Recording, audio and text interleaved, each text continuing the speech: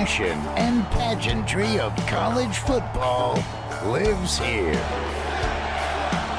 This is the Paul Feinbaum Show, Hour 1 podcast. This might be college football heaven. And what a weekend it was, and what a day it's been so far. A lot to deal with in our little world as we turn the page toward week 0, but you would never know it by some of the news, and others you would understand it because starting quarterbacks are everywhere. Florida naming Aaron Philo.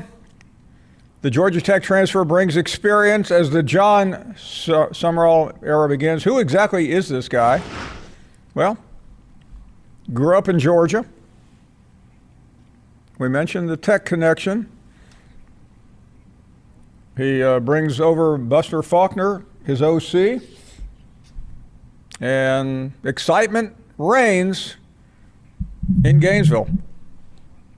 What about our old Rocky Top? Who's going to be the starting QB there? Faison Brandon beats out the kid from Nashville, McIntyre, and he will be the starter when Tennessee opens the season in a week and a half. Grew up in Greensboro, the neighboring state. He was the first true freshman since Brent Schaefer. That is not a name that Tennessee fans often talk about. There's a reason for that if you go back in time.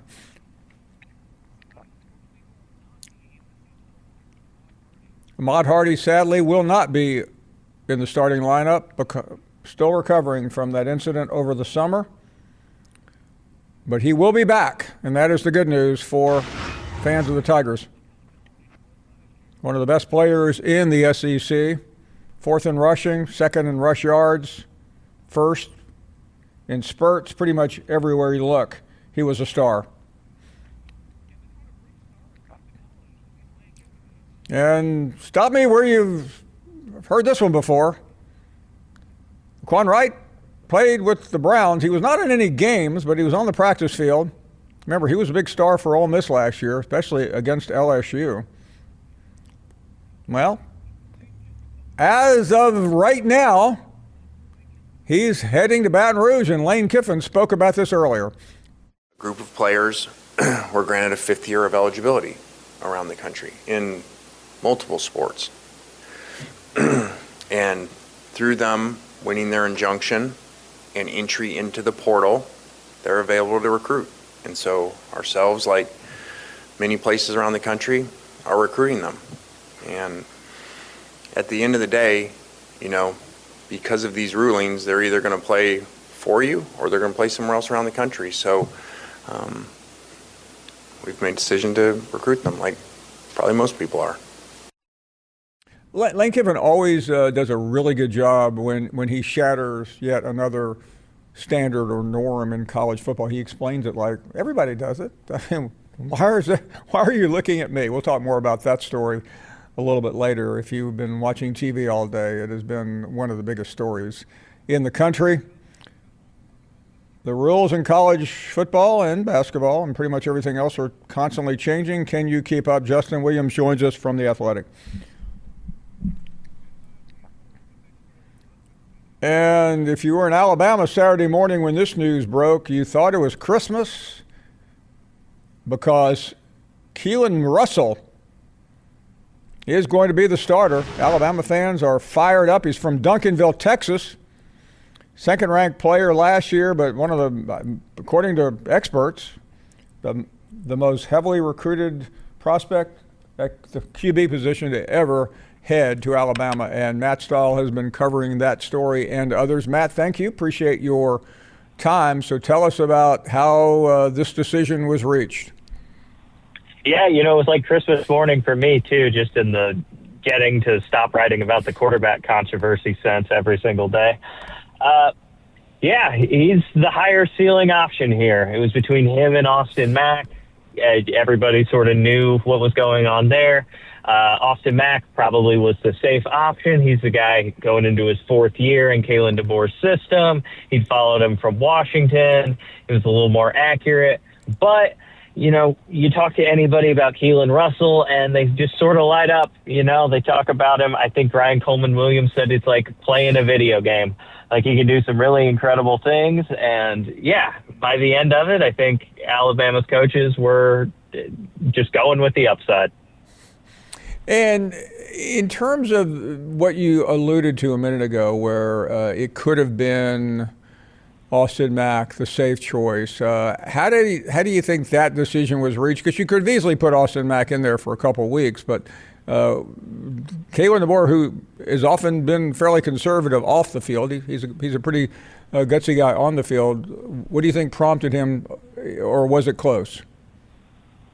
I think it was close, but I think Keelon Russell started maybe turning on the Jets here the last few weeks. You just kept hearing more and more Keelan's doing good. Like, Keelon can do things that other people can't. And Kalen DeBoer said today he's doing a better job protecting the football, sort of minimizing some of the mistakes that were really the thing that was making it more of a battle there between him and Mac. So, I think just a combination of that made him think, like, he's ready now. Let's go with it. Talking to Matt Stahl. Matt, that was the big decision. Give us your overview of this camp, because it seemed like whatever had happened before Saturday, now everything seems different. Try to explain that to those who don't understand. Yeah, that was just the cloud kind of hanging over the whole camp, as it always is when you have a quarterback battle. And it dragged on a little longer than the last time. When last year when Ty Simpson won the job, I want to say they announced it like pretty quickly after the first scrimmage. And they had said, Ryan Grubb told us as camp was ending that, this is like Ty's kind of leading the pack here. So it's been a more drawn-out competition. And, now you can just sort of turn your attention to other things like, the two open offensive line positions that you still have. Like that, to me, like whether the offensive line comes together or not is going to be more the story of this season than I think who the starting quarterback was going to be, because I think Alabama really did feel good whether they had to put Mack in or Russell.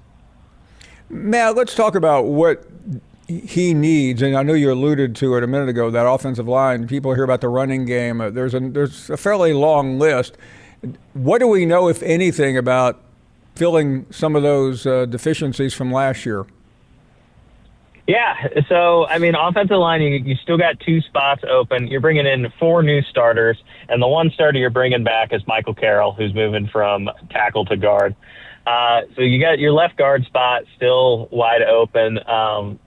Sounds like Mal Waldrop has been taking most of those reps, who's not really somebody any of us on the beat necessarily saw coming as a potential starter.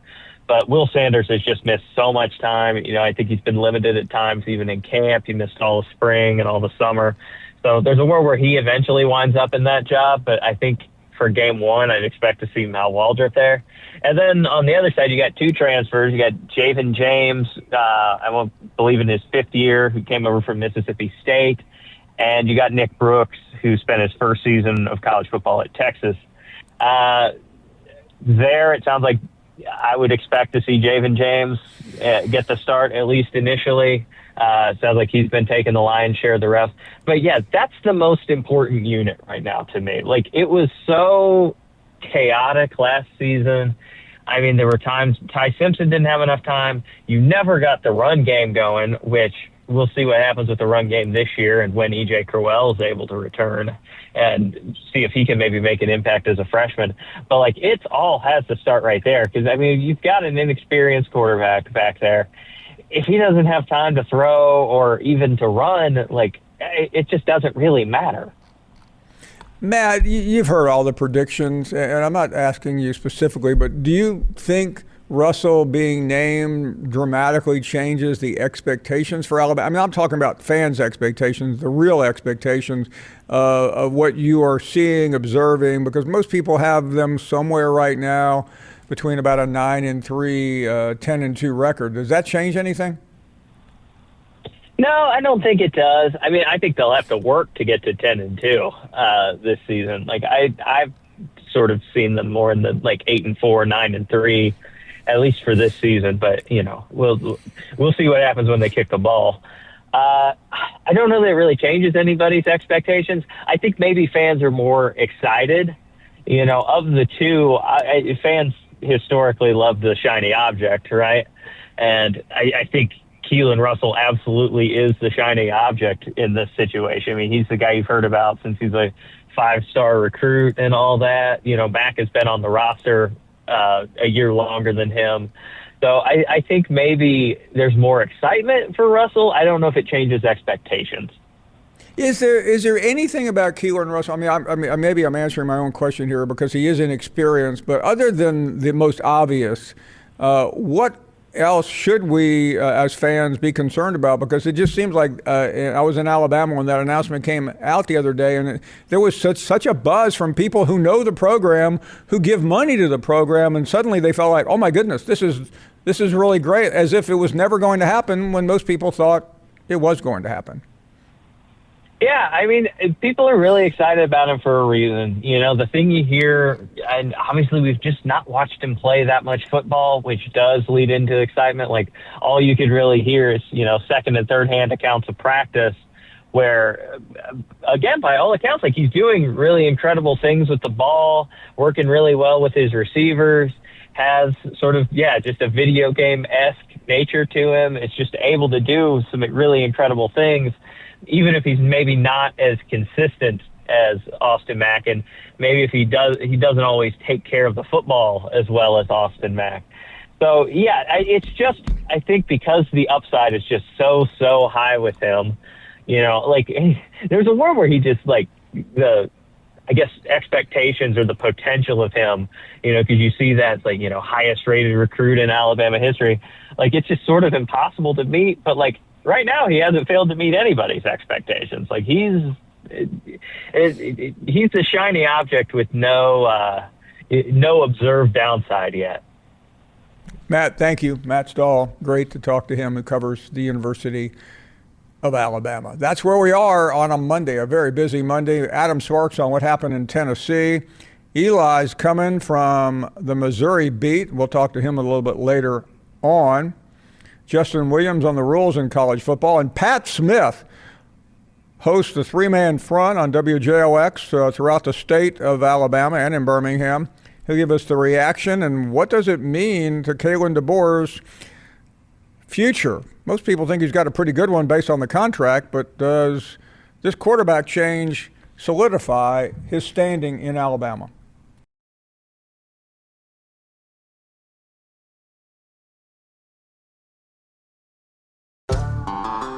You're listening to the Paul Feinbaum Show podcast. We are back, and we appreciate all of you being here, a chance to talk to get some reaction from you, and cannot wait to do that. Irvin starts it all off for us from Georgia. Hey, Irvin.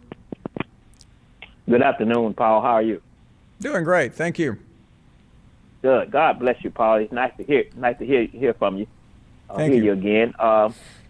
Listen, let's cut to the chase. If you are an avid college football fan, if you're an avid SEC fan, isn't it obvious that Caleb DeBoer had to start that young man or he was going to walk? They had that young man going to be the starter even before training, even before spring football practice. They already knew who was going to be the starting quarterback. They kept everybody in limbo and whatnot. But if you are a true college fan or true college advocate of college football, you knew that young man was going to be the starter of Alabama football or he was going to walk. Caleb DeBoer had to make a statement to save his job or save whatever it is, no matter how much money he's getting. He had to start that young man because that young man at some point was going to leave, and whatever team he went to, eventually Alabama might have to play against him, and he was going to start. What's your opinion about that, Paul? Yeah, no, I don't think there was much choice. I think Kalen DeBoer also had if he tried to play games with this, he was risking a lot. And I think there you go. Thank you. I think Keelan was clearly the better player, but I think DeBoer's nature, he would have liked to let Mac start as the quarterback and then hopefully then move in Russell. But I think he got forced with it. He did not want to look like he has really looked for the last 2 years. This is an un-Kalen DeBoer-like move. And there's no buzz going around campus or whatever. There's no excitement.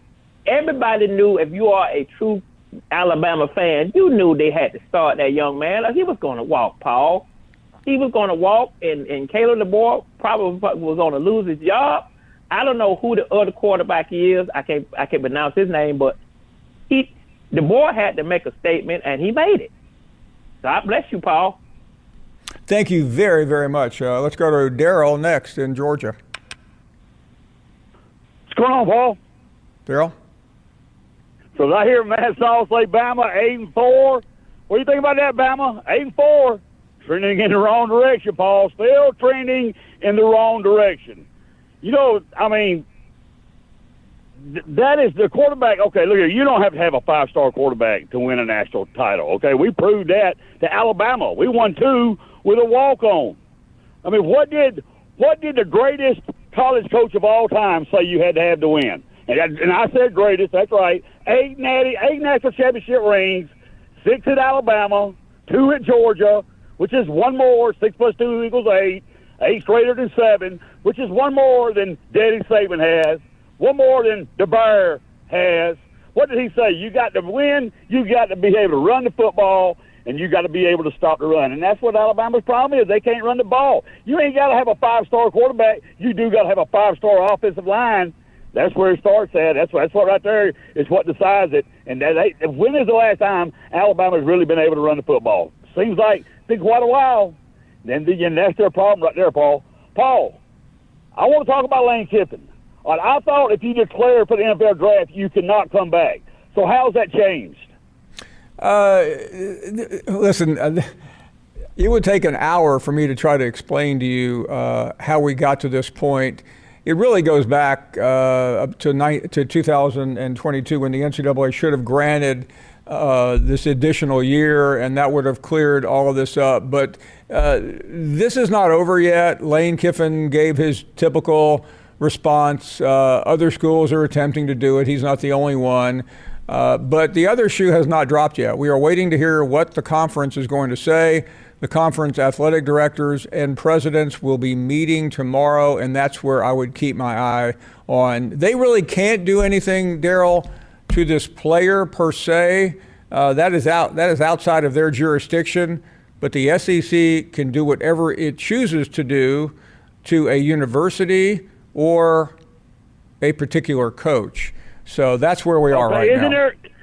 Isn't there a conference rule if you transfer to another team, you have to sit out a year? That is correct.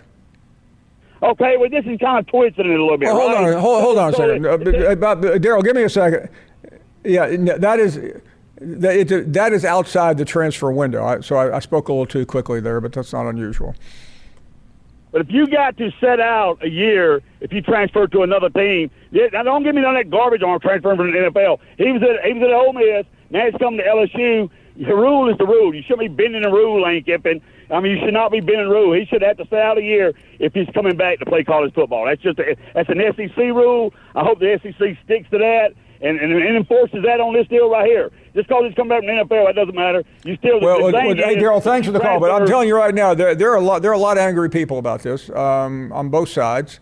There are a lot of LSU fans who are angry that they're saying, why are we being persecuted? Why is our coach being persecuted? Meanwhile, there's some folks who are pushing the SEC to do something dramatic. I don't know what they're going to do. I really don't. But something will happen this week in relation to that. Sid is up next in Baltimore. You're on the air.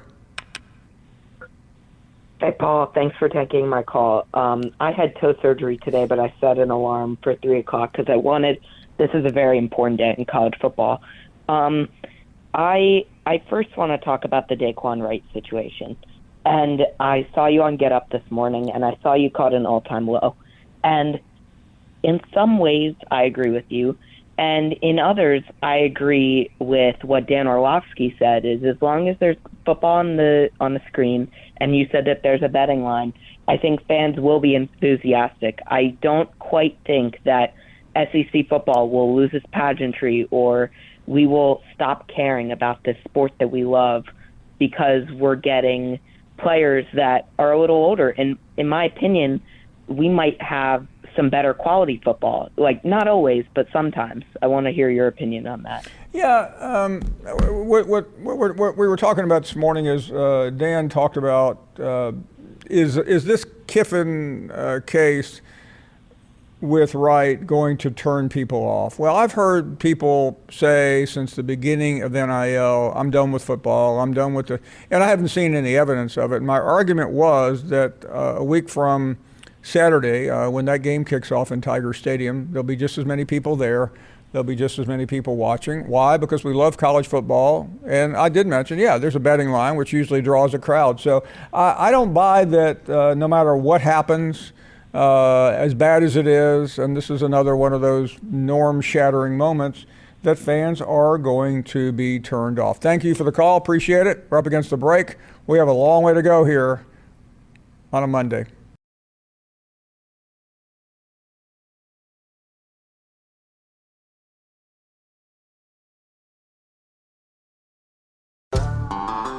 You're listening to the Paul Feinbaum Show podcast. That was earlier today, and let's get back to the calls here at 855-242-7285. Corey's up next in Birmingham. Hello, Corey. Oh, Feinbaum, what's going on, my brother? Hey there. Yeah, man, big LSU fan, Paul. Yeah, I heard about it yesterday. Daquan Wright, a lot of people mad and everybody upset. Hey, I'm even shocked as a fan of how this went down. Never seen this in my life, Paul, where an NFL scout player that was on the practice team come back to college. I mean, who does that, man? I mean, explain to me. Well, again, Corey, in today's world, it's not as big a shock as it maybe would have been some other time. I think it's the fact that it's always LSU is why this is so interesting. If this had been at Mississippi State, we would have maybe looked at it a little bit differently. But of course, it's Lane Kiffin. Of course, the guy played for Kiffin, so that's maybe understandable. Yeah, I think that's another reason. You know, Lane Kiffin is really getting all his players from Ole Miss. He's not getting all of them; he's getting some of them and some of the recruits that's coming to him. And I don't know. It's a lot of pressure coming, but I feel like my team might be doing good for the next 3 years. Corey, thank you very, very much. Dan is in North Carolina. Hello, Dan. Hi, Paul. You had another great morning. So we got another snake in the grass attorney looking for loopholes. So here's where I'm coming from. Do you think that as a result of this thing being restricted at this point to the SEC, do you think that this is going to have an effect on the upcoming vote on the college profile in the United States Senate in a couple of weeks? There's already a lot of people that are lined up against it, or at least not completely for it. Do you think this has any impact on that? No, I don't. And Dan, the reason why is I think that bill is in so much trouble as it is that this is, I mean, there's a lot of frustration, and I'm sure Charlie Baker, being the empty suit he is, has probably already issued another statement saying we got to pass this bill in Congress. But the Senate has done this to itself. That bill has gotten watered down, and there's so much opposition building. I'm not saying it's impossible. I'm just saying it's unlikely right now that bill is going to make it. Yeah, the Associated Press is reporting now that the Congressional Black Congress and the AFL-CIO is not unfair. What on earth? Why are they even involved in something like this? Well, I mean, those two groups are powerful, and it was also expected to hear from them. The real key to this bill is keeping the conferences all together. I mean, it took an act of Congress almost to get the SEC and the Big Ten on board. And quite frankly, I think the commissioner of those two schools are looking at how they invested time over the summer. They probably wasted it talking to people like Ted Cruz. Yeah, there's other people who are, according to the AP article, that amendments are coming in with reference to the proposed bill. Does the United States Senate have to vote on every amendment that comes in, or is it a situation where if it's not pertaining to the issue, that it's not affecting the bill? Well, I think if somebody makes an amendment to the bill, it's got to be heard. The Senate, and I don't know, and I'm not a Senate parliamentarian, I don't know whether the majority leader has to go back to, the committee chairman, which in this case is Ted Cruz. I mean, it's out of the committee, so now it's in the hands of the Senate body. So I think it would be ultimately up to the Senate body to determine whether those amendments are included or not. Yeah, let's hope so anyway.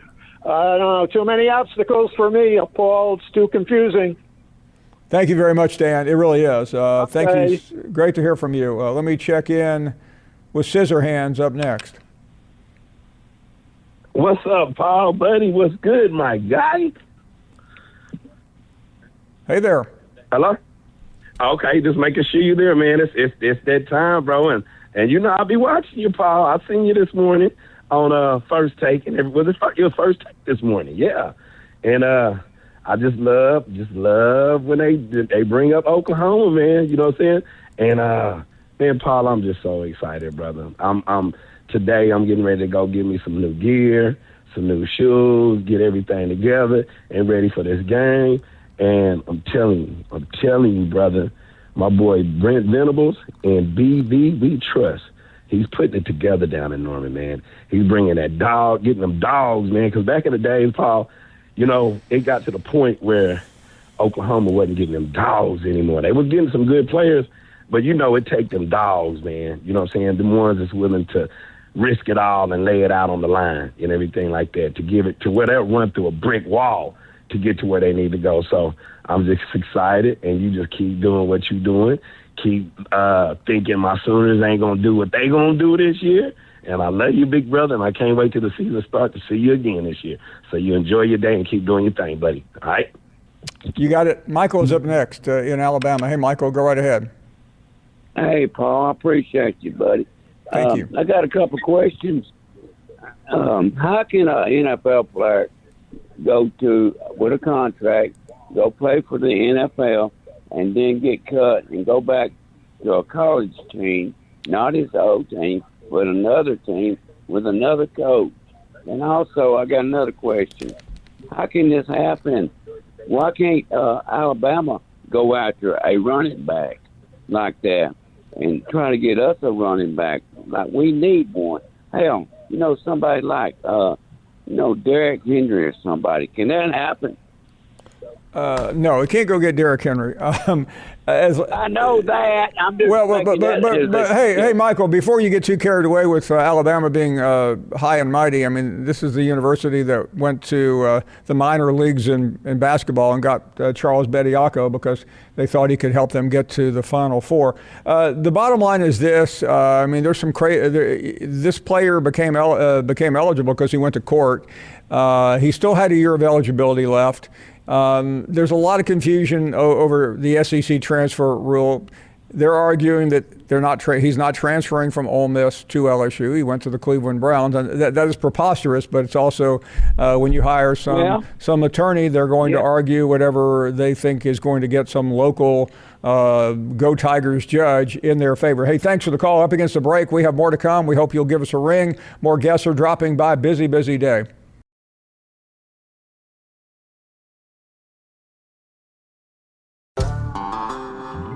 Listening to the Paul Feinbaum Show podcast. And we are back. Busy afternoon, and every time I look down, another former Ole Miss player cut by the NFL is heading to LSU. We'll update you in a minute. Let's check in with Vance, who is up next in Georgia. Hey, good afternoon, sir. I saw that interview you had. I don't watch that program, when you're talking about Indiana. And for one thing, Orlovsky, how did that go so over his head, your meaning about the pressure on Indiana? when he says, "You mean more than Oregon or Ohio State?" Of course, it's more.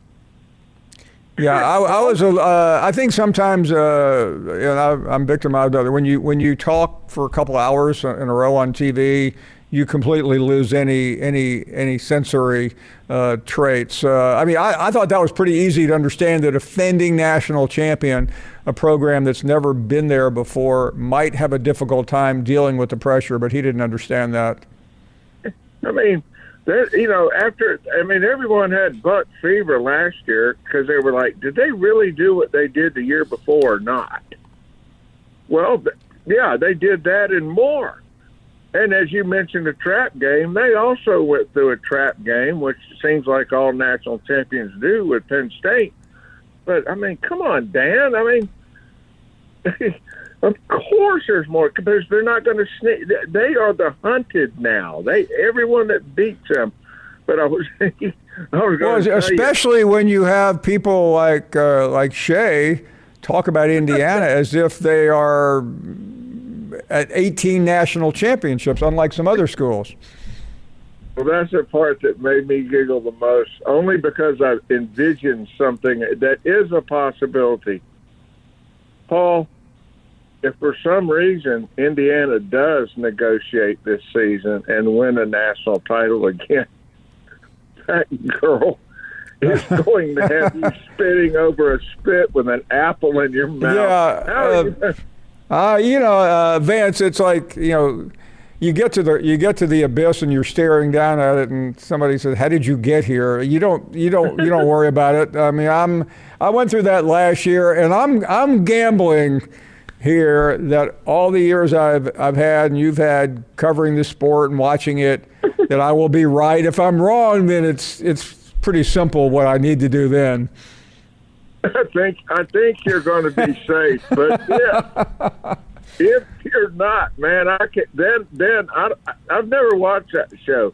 I won't sleep again until I see you face her again. If Indiana does this again, the likelihood is very, very slim. We know that. Yeah, I am, Vance, last year I didn't really go, I just didn't believe in Indiana. It wasn't a matter of me saying they weren't going to win. They were picked to finish 6th in the SEC, so I certainly wasn't the guy who dreams of. Hey, thank you for the call. John is up next. Hey, good afternoon, Paul. So listening to Daryl today, it reminded me to ask, has there been any new inductees to the Ring of Honor? There have not. I think the Ring of Honor was robbed the other day because we can't seem to find anyone that's still in there. Okay, we'll leave well enough alone. So, Paul, LSU is the new Texas Tech attempting to bring in a pro player, much like Alabama tried with the G League basketball player. So I have to ask, what is Commissioner Sankey? Is he taking a strong stand yet? And much like he did with Charles Bediaco matter, and why can't he get his own house in order? What's your thoughts? Listen, fair question. As I said about 45 minutes ago, and I'm usually not one to repeat, but I will because it's important, the SEC presidents and ADs are meeting tomorrow. It was a regularly scheduled meeting. My guess is the commissioner, even though he has issued statements under his name, I'm guessing now he is waiting to get those 16 presidents, well, 15, and the rogue president from LSU in the same room and have them as a group, much like the Big 12, comment. Yeah, I mean, I would have liked to have seen him have a comment at dawn this morning, but he didn't. If he doesn't have one by the end of that meeting tomorrow, there'll be a lot of disappointed people around college football. I agree. It'll be much like the Big 12 action that occurred some months back with Sorsby. But, Paul, where's the NCAA on this? Are they going to court? Charlie Baker right now is standing in front of the Russell and Dirksen Senate building, like waving at any senator he sees, even though they're on recess, saying, "I told you so, you've got to pass this bill." Well, that's not getting to the point. So, Paul, if they do play the player and either the injunction or an SEC rule comes out, LSU could possibly forfeit games if they played this player, correct? Technically, you are correct, and that is the post penalty. They could also tell the university that if you play him, we will suspend your coach for whatever, 6 games, 8 games, 10 games. I mean, I don't know. I mean, I think Kiffin is fining LSU accomplishes nothing because that school is printing money right now. Where I'm not sure where they're getting it, but the governor is. Don't forget the athletic director down there. They got smashed capital on speed dial. So money is not the issue. It's whether the SEC stands up. And listen, you know what a fan I am of the SEC and of the commissioner. But if they don't stand up here, when will they ever stand up? Well, you have to agree. Lane Kiffin's comments either late yesterday or today were pretty damn weak, weren't they? Well, no. I mean, they're identical to everything Kiffin always says. Kiffin is like the husband that you catch in the act, and he tries to say that you're not seeing what you're seeing. Yeah. I mean, I'll spare you the cliche. You've heard it a million times. Well, stay tuned for more drama. Thanks, Paul. Thank you. No, it's a great story. I mean, Lane Kiffin, he does not have to work hard on obfuscation. It is part of his DNA, and good for him. We'll talk about Tennessee's situation in a minute. That is coming up. A lot of quarterbacks have been named today. The one at Tennessee has gotten a lot of attention, and we'll talk to Adam about that when we come back. Thank you for listening to the Best of the Paul Feinbaum Show podcast. Watch the Paul Feinbaum Show weekdays from 3 to 7 Eastern on the SEC Network. Plus, you can listen and watch on the ESPN app.